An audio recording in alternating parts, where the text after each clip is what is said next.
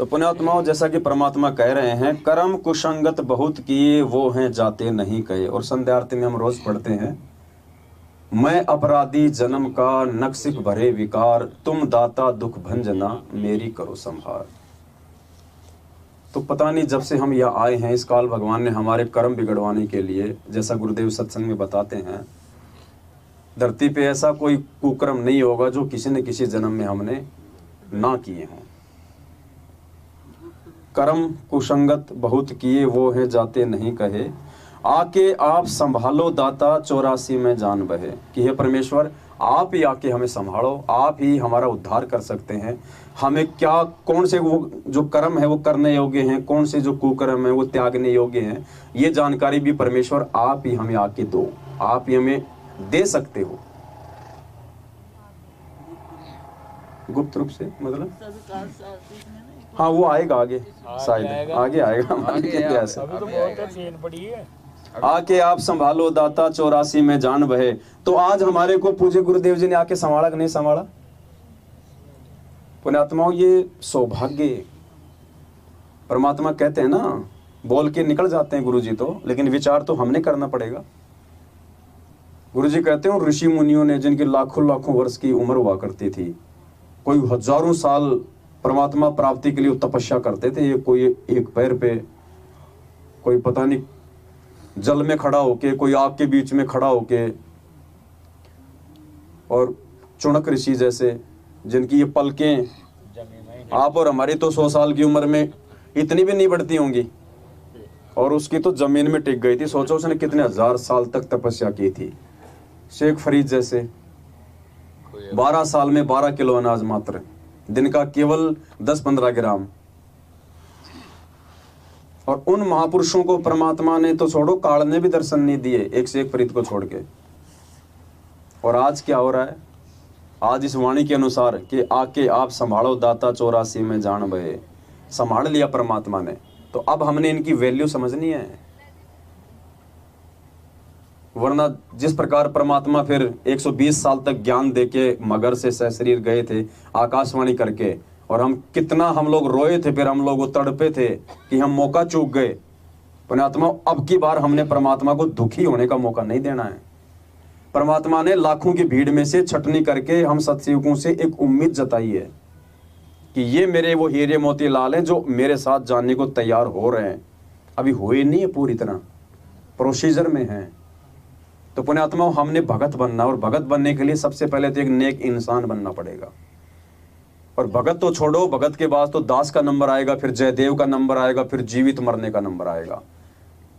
जीवित मर के देखिए सुरता किसा आनंद आवे। ये तो अभी तो हम इंसान भी नहीं है सही तरीके से देखा जाए तो, जो छोटी छोटी बातों के लिए कि हम लोग राग द्वेष आपस में जो पाल लेते हैं, छोटी छोटी बातों के लिए हम लोग जो है वो गुटबाजी कर लेते हैं, एक दूसरे के प्रति हम अपने मन में दोष पाल लेते हैं। अरे बड़ी मुश्किल से भगवान ने 7 संगतियों का भाग लगाया, बड़ी मुश्किल से। ये फाइनल है, इसके बाद में कुछ नहीं, और कोई तीसरी पार्टी नहीं आने वाली अब संगत में कि परमात्मा उसके माध्यम से कोई तीसरी संगत चलाएगा। ये फाइनल है, और ये शुद्धिकरण के अंदर है, असली शुद्धिकरण के अंदर। इस 7 संगति से हम भगत बनेंगे, हम एक सच्चे इंसान बनेंगे। अभी तो परमात्मा अपनी वाणी में कहते हैं मानुष से देवता किया करत न लाई बार, वो तो बाद की प्रोसीजर है। अभी तो हम लोग ढंग से मानुष भी नहीं है, कि शरीर जरूर हमारा ये मानुष का है।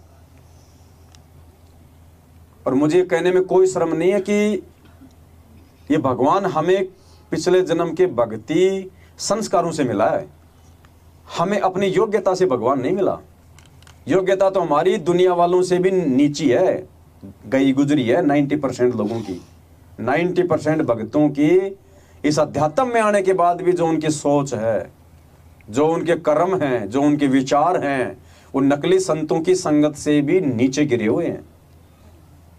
ये नाम केवल पिछले भक्ति संस्कारों से मिला है, पिछले जन्म से होता है पूर्ण हंस मुराद।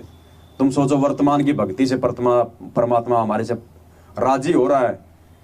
वर्तमान में तो हमने केवल भगवान को दुखी दुखी किया, राज्य का तो छीट भी नहीं है। तो कितना सुधार की आवश्यकता हमें 7 संगतियों से। और ये फिर भगवान ने एक मौका दे दिया, ये पासबुक है, साथ संगति पासबुक है। जैसे टीचर बच्चे को पढ़ाता है और फिर उसको मतलब रिकमेंड करता है कि तो भाई वो संजीव पासबुक ले आ, वो पासबुक ले आ, तो पासबुक में आंसर और क्वेश्चन दोनों होते हैं। बच्चा बगैर टीचर की मदद से भी पढ़ सकता है। तो ये साथ संगति भगवान ने जेल जाने के बाद में, टीचर जेल में जाके बैठ गया 27 साल से पाठ पढ़ा के, और फिर भी नहीं समझ में आई तो भगवान ने एक मौका और दिया हमारे को, जबकि हम इस मौके के लायक नहीं थे। फिर भी परमात्मा ने हमारे को ये साथ संगति रूपी पासबुक दे दी कि ले बेटा तेरे को एक मौका और देता हूं, क्योंकि ये मोक्ष मार्ग है, बिचली पीढ़ी है। अगर ये मौका भी तू चूक गया, इस पासबुक को भी यदि तूने फाड़ के फेंक दिया, तो फिर धरती पे तेरे लिए दूसरा कोई ऑप्शन नहीं है। तो मैं तो निवेदन करूंगा सभी भाई बहनों से कि सबसे पहले तो हम लोग राग द्वेष से बाहर निकले। जब तक हम हर भगत भाई बहन को अपने सगे भाई बहन जैसा नहीं समझेंगे, देखो हमारे साथ चाहे कोई लाख चाहे वो बुरा कर रहा है, हमारे प्रति चाहे कोई लाख चाहे वो बुरा सोच रहा है, लेकिन हमने नहीं सोचना, क्योंकि हमने तो परमात्मा के वचन पे चलना है। हमने तो सतलोक जाना है इसी जन्म में।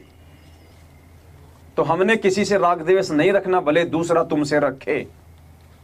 हाँ, सच को सच बोलना तो परमात्मा ने सिखाया, लेकिन वो भी इज्जत के साथ में, प्रेम के साथ में, लेकिन राग द्वेष नहीं। ये दास बार बार कहता है, परमात्मा ने दास की ड्यूटी लगाई थी मैनेजमेंट के पाखंड को संगत के सामने सार्वजनिक करने की, ताकि लोगों को ज्ञान हो और लोग अपनी मर्यादाओं को संभालें और भक्ति करें। लेकिन दास ने कभी भी आज तक, अगर दास के मुख से अगर कोई गाली निकली हो आज तक,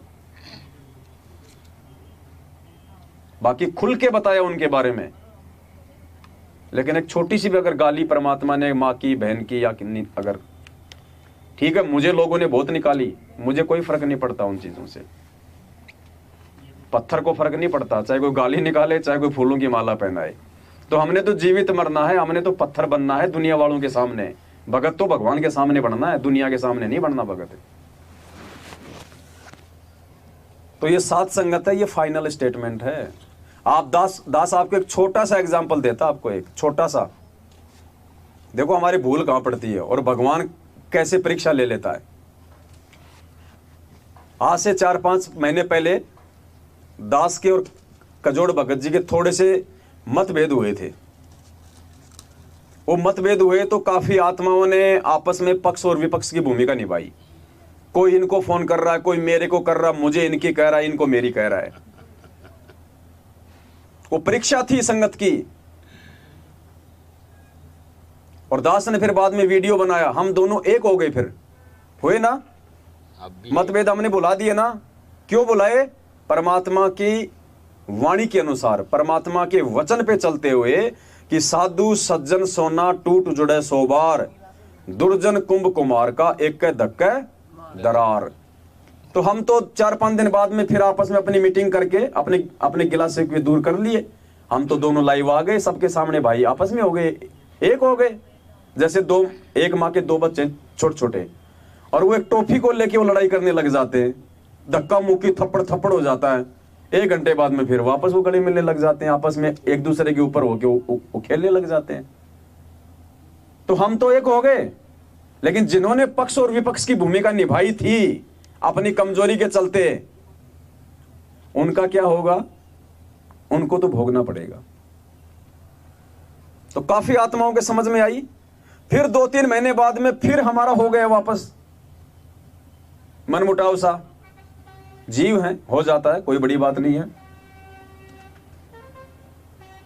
लेकिन उस बार किसी ने पक्ष विपक्ष की भूमिका नहीं निभाई, और फिर हम लोग वापस एक हो गए। सविता बहन थी, मालिक ने इनको निमित्त बनाया। दास उस समय रामदेव भगत जी के था। तो ये सब भाई बहन यहां से गए जयपुर से, और वहां जाके हम तो वापस हम तो गले मिल लिए, एक हो गए। अब फिर उन पुण्य आत्माओं को समझ में आया कि अगर अब की बार भी ओला सोला कुछ कर देते तो हम तो दोषी बन जाते, ये माई के लाल दोनों फिर एक हो गए। तो पुण्य आत्माओं, परमात्मा हमारी परीक्षा लेता है।